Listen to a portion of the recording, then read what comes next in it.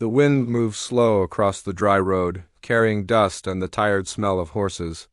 The stagecoach rolled into town with a long creak of wood and iron, its wheels grinding against the hard earth like they had done 1,000 times before. It was the kind of afternoon when nothing unusual was supposed to happen. The sun hung high over the quiet western town, and the few folks standing outside the general store barely lifted their heads as the coach came to a stop. But one man was watching. He stood across the street near the hitching rail, tall and still like one of the fence posts out on the open range. His hat sat low over his brow, casting a shadow over eyes that had seen more lonely miles than most men could imagine. Folks around town knew him as the rancher who lived far beyond the hills, where the land stretched wide and empty.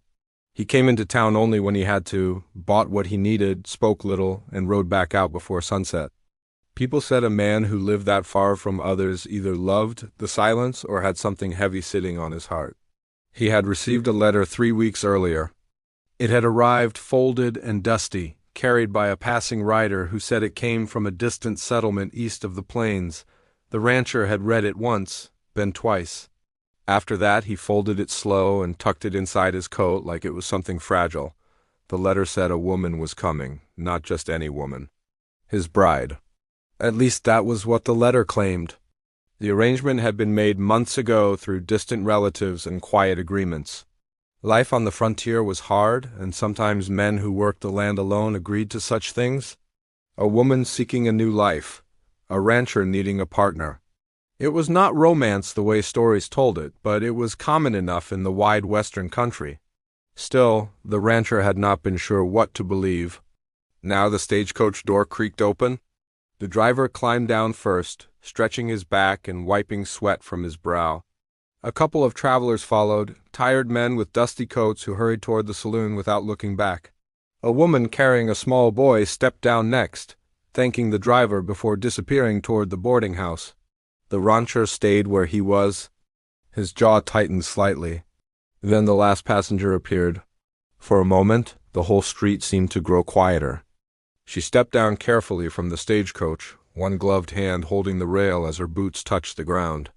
The sunlight caught the soft color of her dress, and the breeze pulled loose strands of golden hair from beneath her hat. She stood there for a second, looking around the unfamiliar town with calm, steady eyes. Several men nearby stopped talking. Even the horses shifted restlessly as if they noticed the sudden stillness. The rancher stared. His first thought was simple and sharp. That cannot be my bride. The woman described in the letter had sounded plain and practical. Someone ready for a hard life on a remote ranch?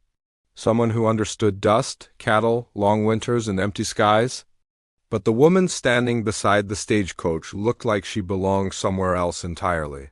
Her posture was straight, her dress finely made though travel-worn, and there was a quiet confidence in the way she looked around that did not fit the image he had built in his mind.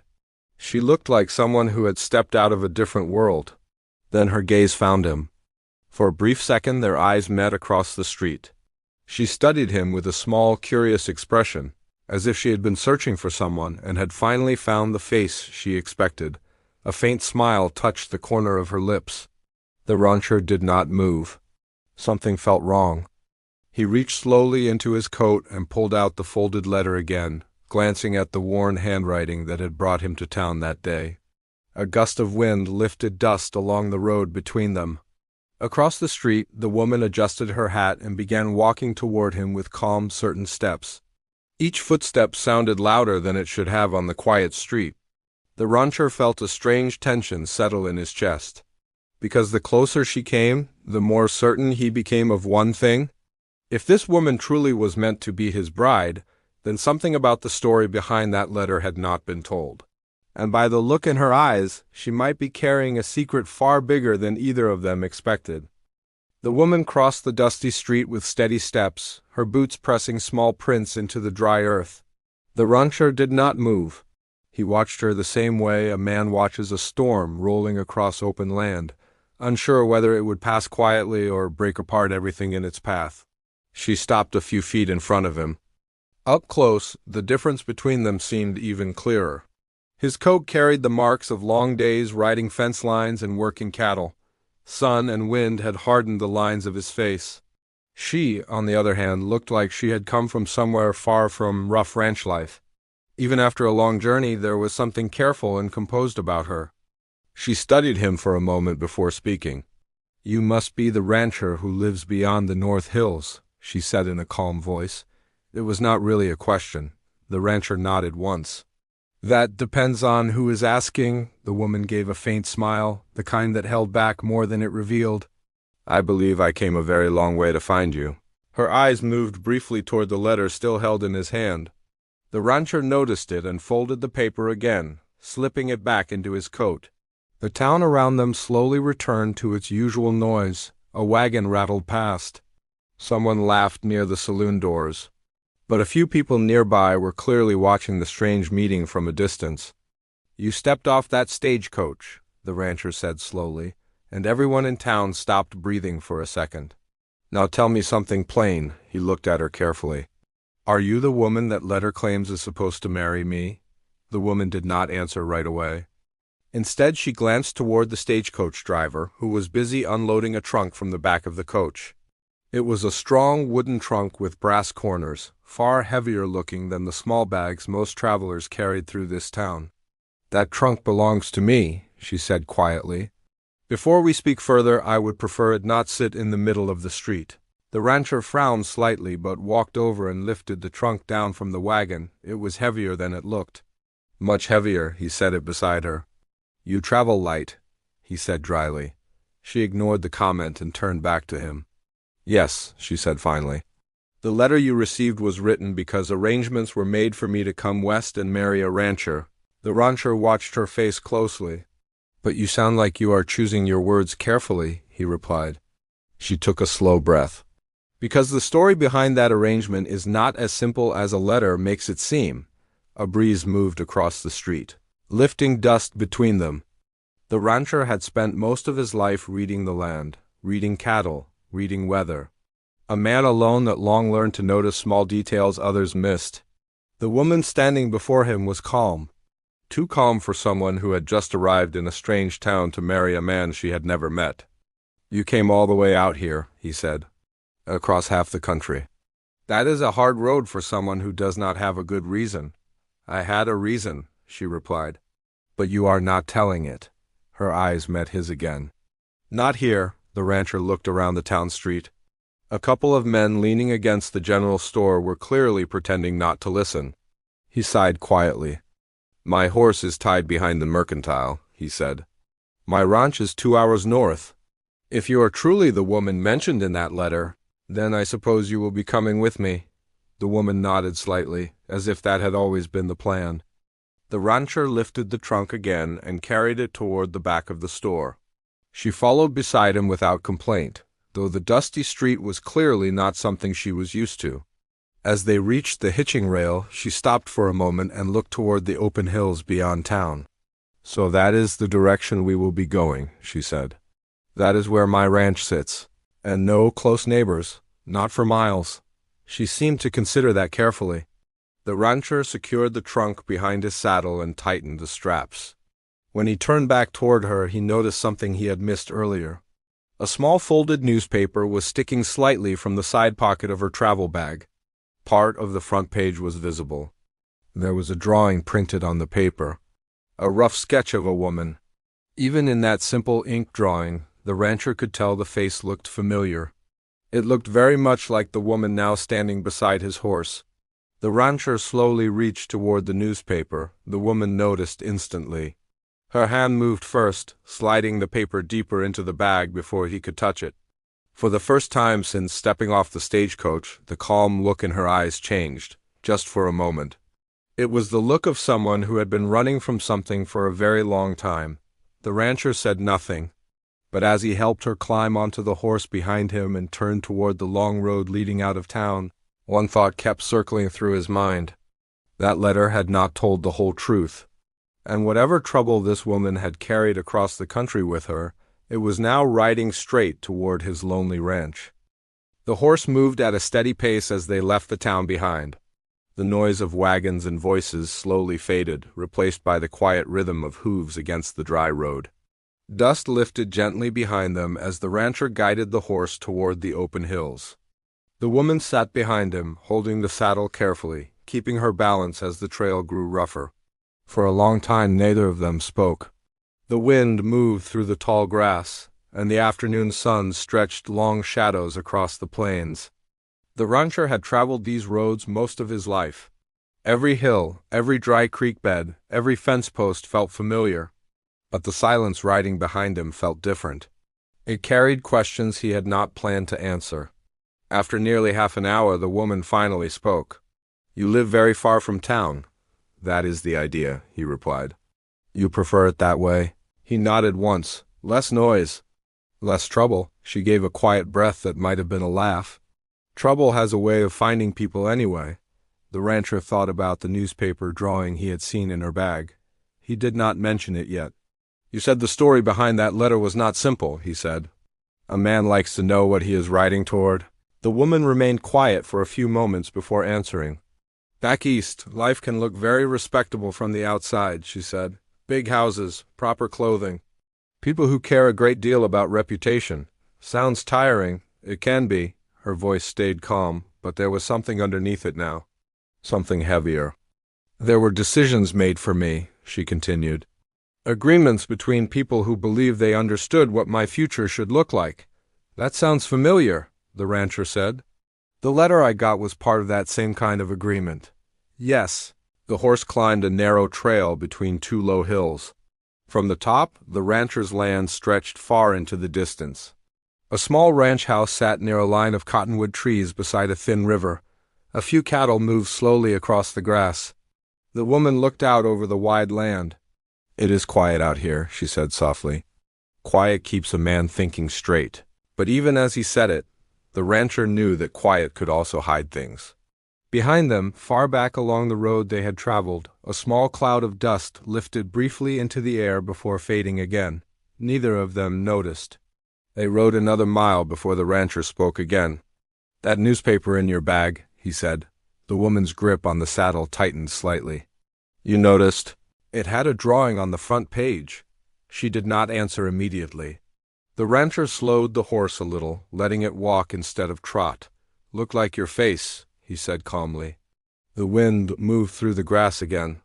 A hawk circled high above the open land. Finally, the woman spoke. "Newspapers sometimes print stories that are not as clear as they claim." "Stories about what?" She hesitated. "About people who made someone powerful very angry." The rancher turned his head slightly, enough to glance back at her. "You sound like someone who has been chased?" "I prefer to say. I left before things became worse." "That still sounds like running." She did not argue with that. They continued riding toward the ranch house in the distance. The rancher had lived alone there for years. The place had once belonged to his father, and before that his grandfather. It was not fancy, but it stood strong against wind and weather. A man could disappear out there if he wanted to. But bringing a stranger into that quiet place was not something he had ever imagined. "Who wrote that letter arranging this marriage?" he asked. "Was it someone you trusted?" The woman shook her head. "It was written by someone who thought sending me west would solve a problem." "And did it?" "That depends on who you ask." They reached the edge of the ranch land as the sun slowly lowered toward the hills. The cattle lifted their heads as the horse passed. The rancher could feel the weight of the wooden trunk tied behind the saddle. Whatever was inside it had traveled a long way. "You brought more than clothing in that trunk," he said. "Yes, important things. Important enough that some people would very much like to take them back." The rancher frowned slightly. "What kind of things caused that much trouble?" She did not answer directly. Instead, she looked out across the quiet land again. "Have you ever had someone try to control your life?" she asked. "Simply because they believed they had the power to do it." The rancher thought about that. "Once," he said. "And what did you do?" "I rode west and built a life where nobody could reach me."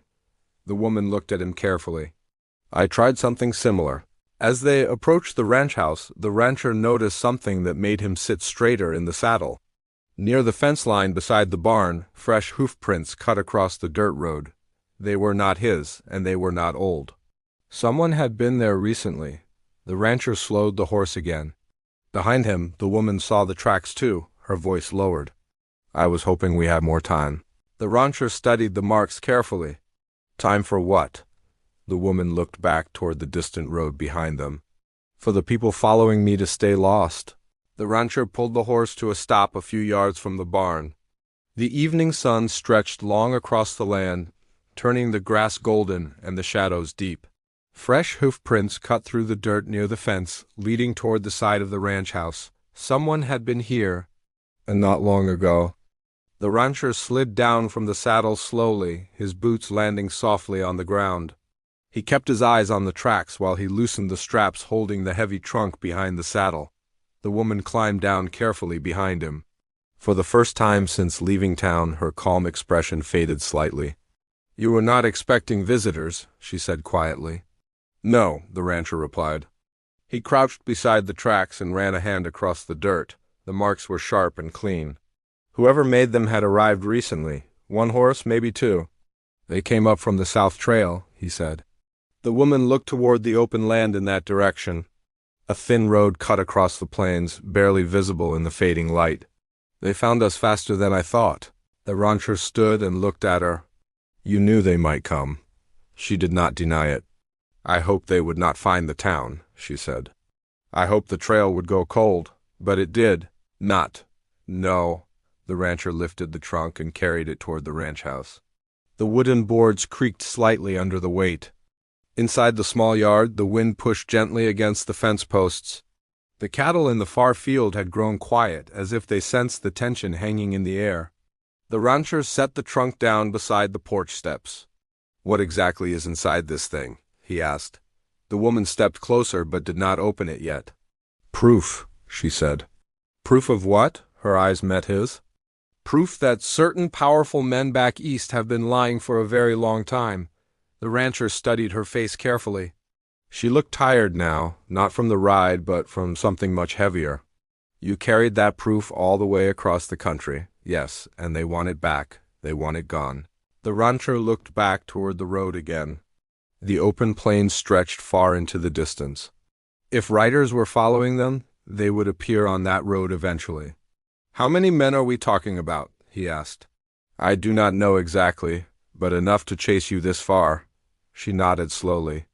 The rancher walked to the barn and pushed open the wooden door. The inside smelled of hay and leather. He checked quickly for signs of anyone hiding inside. Nothing, when he stepped back out. The sky had begun to turn orange and purple with the coming sunset.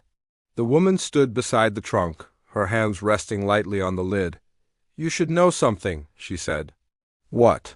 The letter arranging this marriage was not entirely honest. I figured that much. I did not come west simply to marry a rancher. He leaned against the barn door, waiting. I came west because this was the last place anyone would think to search, she continued. A quiet ranch, a man who lives alone. A life far away from cities and courts. The rancher crossed his arms. So I was part of the hiding place. Yes, she said it plainly, without apology. But when I saw you in town, she added, I realized something else. What? You did not look like a man who would run from trouble. The rancher gave a short breath that might have been a laugh. I try not to invite it either. The wind shifted again. Both of them turned their heads at the same moment. Far out on the southern trail, a small shape appeared against the horizon. Then another. The rancher's eyes narrowed. Riders. The woman watched silently as the distant figures slowly became clearer against the fading light. 2 horses. Maybe 3, moving steadily toward the ranch. They are not in a hurry, the rancher said. They believe they have already won, she replied. The rancher walked to the fence and rested his arms on the top rail, studying the approaching riders carefully. A man who spent years watching the land could judge distance and time well. They will reach us before full dark, he said. The woman stepped beside him. You can still leave, she said quietly. Take your horse and ride north. This is not your fight? The rancher did not move. This ranch has been in my family a long time, he said. She looked at him, searching his face. I never wanted to bring danger to your door, he shrugged slightly. Trouble finds people anyway. The riders in the distance continued coming closer. The rancher walked back to the porch and lifted the trunk again. He carried it inside the house and set it on the wooden floor. The woman followed him through the doorway. The small ranch house felt even quieter than the open plains outside. "What happens when they get here?" the rancher asked. She placed a hand on the trunk. "They will demand what is inside, and if they do not get it," her voice stayed steady, "then they will make sure neither of us can speak about it." The rancher nodded slowly. Outside, the sound of distant hooves had begun to carry across the land. The riders were much closer now. The rancher looked out the window toward the darkening trail. The woman rested her hand firmly on the trunk lid. Whatever secrets were locked inside that wooden box had pulled danger across half the country. And in just a few minutes, the men chasing it would be standing at the door.